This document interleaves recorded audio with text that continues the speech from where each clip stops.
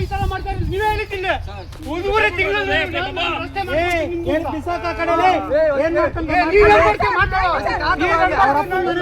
ಹೋಗಿಲ್ಲ ಗೌರ್ಮೆಂಟ್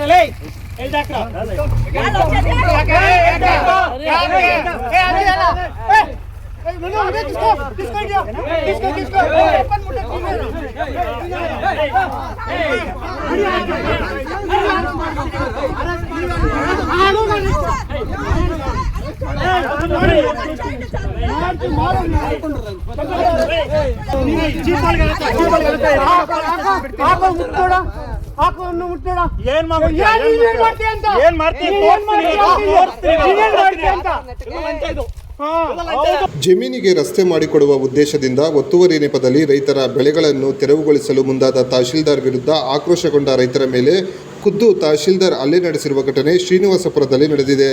ಶ್ರೀನಿವಾಸಪುರ ತಾಲೂಕಿನ ಕುಮ್ಮಗುಂಟೆ ಬಯ್ಯಪಲ್ಲಿ ಬಳಿ ಒತ್ತುವರಿ ತೆರವು ಮಾಡಲು ಸ್ಥಳ ಪರಿಶೀಲನೆಗೆ ಹೋಗಿ ಏಕಾಏಕಿ ತೆರವು ನೆಪದಲ್ಲಿ ರೈತರು ಬೆಳೆದಿದ್ದ ಜಮೀನು ನಾಶ ಮಾಡಿ ತೆರವುಗೊಳಿಸಲು ಶ್ರೀನಿವಾಸಪುರ ತಹಶೀಲ್ದಾರ್ ಸುಧೀಂದ್ರ ಮುಂದಾಗಿದ್ದಾರೆ.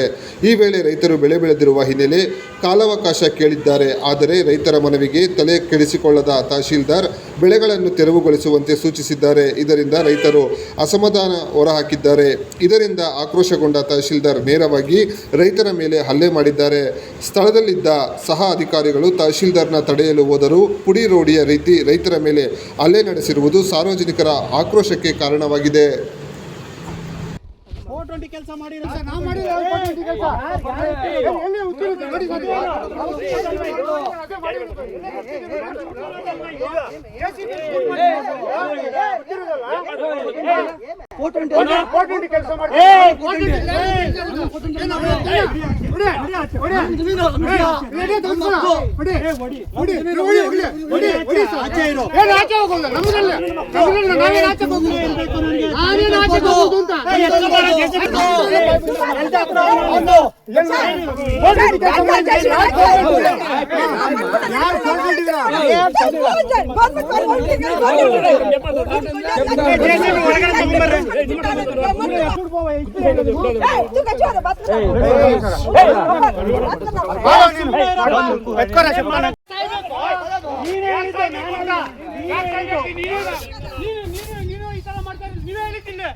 ಒಂದೂವರೆ ತಿಂಗಳು